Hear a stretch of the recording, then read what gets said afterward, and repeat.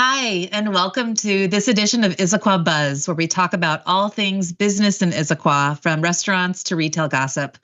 My name is Autumn Monahan, and I work with the city's communications team. And I'm here with one of my favorite coworkers, Jen Davis Hayes, who's our economic development manager. And we love to talk business gossip. How are you doing today, Jen? I'm doing great. The spring is here, loving it. And yeah, we have some interesting gossip today, I guess. Yeah, we do. It's so nice to see the sun behind you. So it's just a beautiful day and a sign that spring's here.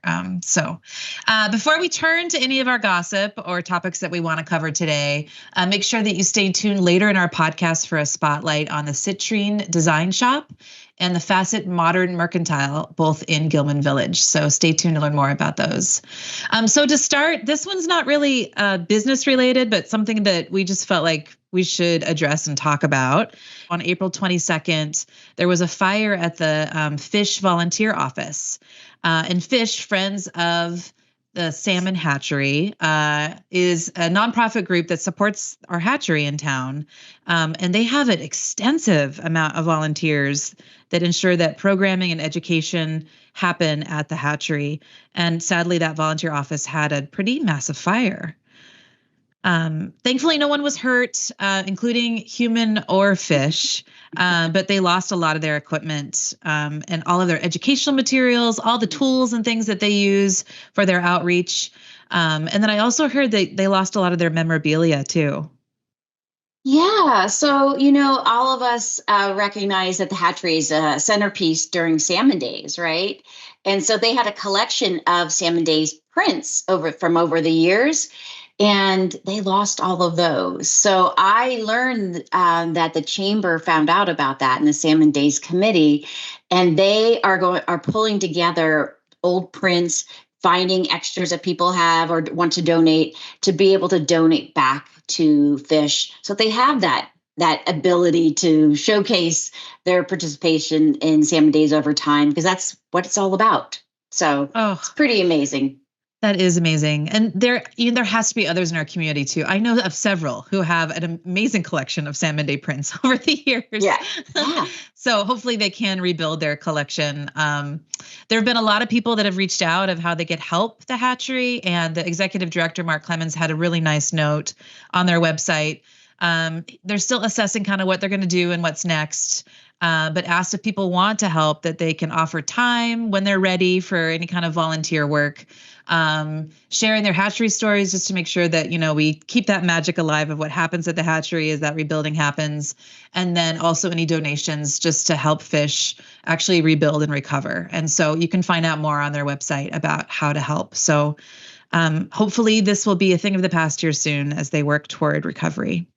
All right, so let's turn to a happier note. We've started off something a little sad, but so business openings. So one that I almost reached out to you and said we should do an emergency podcast just based off of the community's response. Last time Taco Bell was closed and reopened for their remodel. So it was closed again after the bomb cyclone. They endured some damage from some trees. I'll tell you, as being a part of the comms team at the city, there's a lot of people that reach out to us and just say, what's going on with Taco Bell and what's happening? What's the status? Or we just look at the chatter of what's going on in Issaquah. And that's been one of the top topics, Jen, for months and months, was just like, when is Taco Bell coming back? I always, am reminded of how many people really do like their Taco Bell. So it's open again, and heard about it from many people I know in the community who are thrilled, including my own daughters. So just happy that they're back and serving the community, and they've definitely got a good customer base here in Issaquah. Indeed.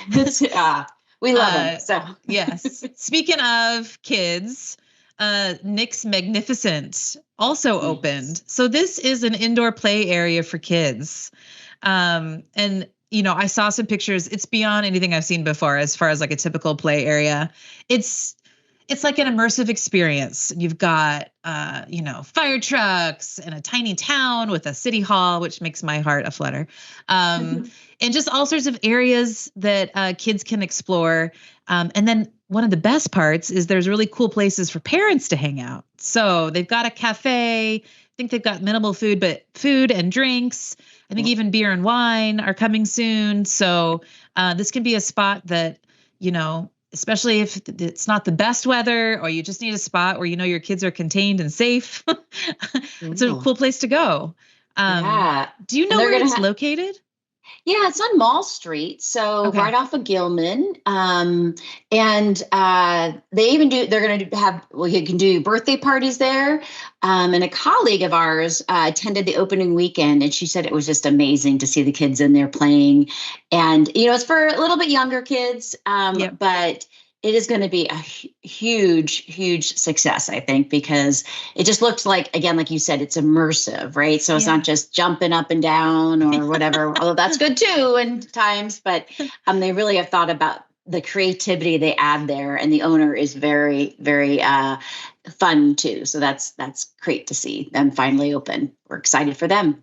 It's such a need here in town, especially for the little kids. And one that, I've talked about with friends too, of just, if there was something like that, I think how successful it would be here, knowing how many kids there are. I just, even in my neighborhood too, we just had a neighborhood event last week, and the amount of young kids that have moved to our neighborhood has just exploded. And so it's just, I just wish them all the best. And hopefully I think they'll be very successful being located here. Yep. All right. So that's our new business gossip, but we also have what's coming soon. So this first one, actually, I haven't heard much about. That's a new cafe in Gilman Village. Yeah, so we might have mentioned it's coming soon before. So Berna's Bakery and Cafe. And so it was where Levant Cafe was previously, near Aubrey's Clocks. And so they're going to have Turkish treats, so coffees and other food.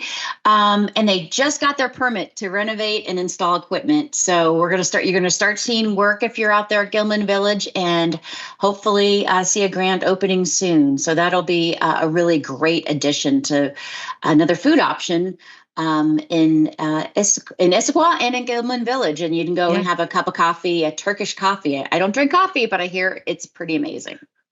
You're right. We did talk about this before. I'm excited to hear that that's opening. Yeah. This other one I've been bugging you about, of when we can finally talk about it and name it. And I think we keep teasing that something's going into Subway located on Front Street.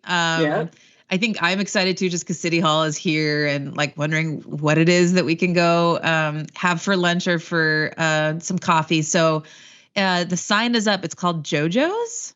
Yes. So speaking of coffee and treats, so we're going to have another location in Issaquah to go have a coffee. And so they're going to be in the previous Subway there on Front, and then next door in the previous 96 Front Street location will be a restaurant that will be coming soon as well. Not related, but two new spots in downtown, which will be really fun to see activated again. Yeah, that's great. Another one that I just found out through social media, Pilates Studio 11. So they have a location already in Sammamish, and they're looking to open one in the Issaquah Highlands later this year, is what they said. And just Googled their location. I think they're going to be near Café Ladro. So a great new addition for those in the Highlands too, who love Pilates. So we're talking about coffee and treats, and then finally exercise, which is good. Yes. We always balance it, Jen, somehow, with all of our food discussions. We have to throw in a gym or a Pilates studio. Right? Exactly. So after you're done eating all those bakery treats. So I can't believe it. We're coming upon May already. That's wild to me. So May is Small Business Month. And so I know this is a month that you always champion. This is our time to really be supporting our favorite small businesses. Why is it important, especially now? Yeah, so we just did the city council did a proclamation to declare May as Small Business Month here in Issaquah.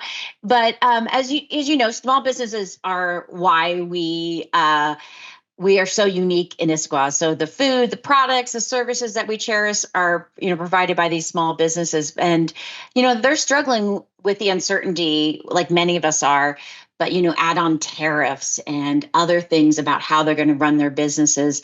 So I think it's really important because they continue to show up every day and bring us all of those treats that we like. So I encourage you to make that extra effort in May and, let them know that they're appreciated. And again, this is why we are here to really promote our business community. So we appreciate everybody who's Issaquah loyal, as we say.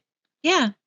Yeah. I was reading a story of a business, not in Issaquah, but it resonated with me of, just the cost of a certain type of compostable spoon that her business used and the cost that, their estimate, how much it was going to go up and how that would impact the bottom line. And just thinking through all the operations of running a small business and how one thing like the cost of spoons, right, could have such an impact. So, I agree. Now is the time for us to really support our local businesses, which Issaquah is great at, but it's just a good reminder in this month. Yeah. All right. So this is one of our favorite times of year, not only Small Business Month, but the farmers market's returning. Yay. Yes. So there is kind of a preview of the market happening already this weekend, but I think that this podcast will drop later. But the official actual opening of the market is May 3rd. So our market will now be running every Saturday from 9 to 2 at Pickering Barn through September. It's rain or shine.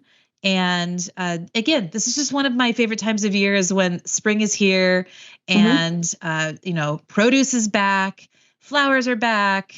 A whole lot of our community is back when we come and meet up at the market just to have lunch and to buy a whole bunch of locally made goods and gifts. It is just such a dynamic and wonderful market that our staff put together. I'm just so excited to see it back. It is a gem of the city. And we're adding some fun to it. I should say fun. I think it's fun. So we have a new program called Homegrown Retail, which is about bringing home-based businesses that offer products to the market to try to support them, but also test their products in person. And so I encourage our listeners to look for the Homegrown booth. So there's going to be a banner on it and an A-frame outside it. And so they're going to only be there in the months of May and September. So May 3rd and the kickoff is going to be Sweet Pea Pumpkin Rose Designs, which is going to have this really cool fabric collage modern pinafore aprons. That's a lot of words. That's a lot. Yes. When we reviewed the applicants for this program, everybody looked at those aprons and go, wow, they are just, again, they're made with love. And so the business owners was talking about how they're looking at exploring, making aprons for men and aprons for kids and, other things. And so this offers an opportunity to test, have conversations with customers face to face and, for people to be able to feel the material and see the detail of those things. And then the next week, looking at some plush emotion doll sets and bags and totes made from rescue materials. So there's going to be so much amazing, cool, unique things, original artwork, even French antiques and treasures, right? Who would have thought? So we really encourage you. Again, these are home-based businesses that, similar to our small businesses, you go into the stores and get things, are facing the same challenges. So, check them out. And you can also shop them online eventually. So all of the information about who and when will be there is on our Homegrown Retail website, on our city website. So check it out and definitely stop by and say hi. Just a quick plug for the plush emotion doll set. I've seen this before around town. This is a woman that lives in Issaquah. Her name's Marcel, and she and her daughter wrote a book called Feel Links together. And it's just a great way for kids to process emotion. So there's this book where you can read and talk about it with your kids. And then there's something that's like tangible that they can, with these plushes that they can use. Anyway, definitely. I'm excited that she was one of the Homegrown Retail selections will be at the market. So that's fun to see along with everybody else. That's a really great idea. in even just getting someone just their first start, right? If they don't have an actual store, or they've got, maybe an online presence, but this is a good way to really generate interest at a market. That's great. And who knows, maybe we'll be talking about them opening a storefront in future Issaquah Buzz.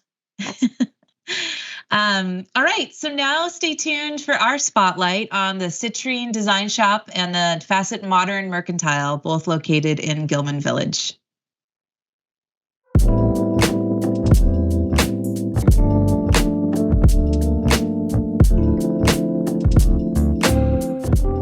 We opened our new location, Facet Modern Mercantile, which is where we're standing right now, in November, and it focuses on really like elevated pantry staples with an international flavor profile, men's and unisex clothing, and a little bit of stuff for the home. It's a really good complement to our original store, Citrine, which is right next door, that we've been open about 2 years now. That's a little bit more focused on small batch, thoughtfully designed, a lot of handmade ceramics, jewelry, art, etc. And so this side, it's a totally different energy. It's a completely different space. It's a completely different store. We have product categories that don't quite fit at Citrine that we can work on this side. We have a little bit more physical space, so we can do bigger pieces, like pieces of furniture and clothing, that kind of thing. And really having like the space to tell a story with like pantry and kitchen items has been really exciting. The way that we pick what comes into each of the spaces is kind of a mix of me having a lot of background and a lot of contacts and knowing a lot of people who make really cool stuff, and seeking out new products that fit within what we're doing. And so we work with a lot of designer makers from around the world. We do have some local artists and some local, like our fudge sauce that we carry here at Facet is a local gal right here in Issaquah. But things don't have to be local to be good, right? And so we also have like a really great line of like Japanese pantry staples that comes from Japan. And so it's really just trying to find the best things from each category and bring them together.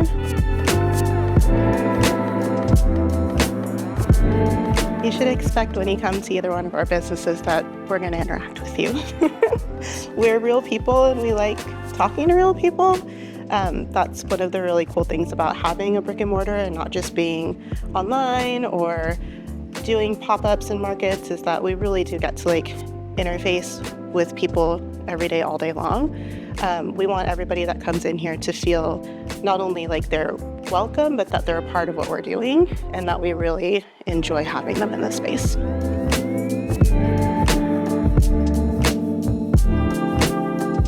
It's been a really cool place to be.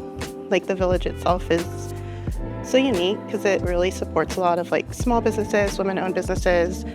The landlords here are great, and all the other businesses, everybody's very supportive.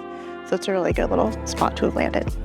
One of the things that I love about being a small business in Issaquah is the community. The people that, not only the people that shop here, but the people that own businesses here, the people that work at those businesses. The city has been really helpful and really supportive of us and our growth and helping people find us and know about us and really spreading the word, which has been really great. You can always come and visit us at Gilman Village. We're open 7 days a week here in both of our brick and mortars. And then we're also online. We have CitrineDesignShop.com for Citrine and Facet Mercantile here for Facet. And we're also on Instagram under both of those handles as well.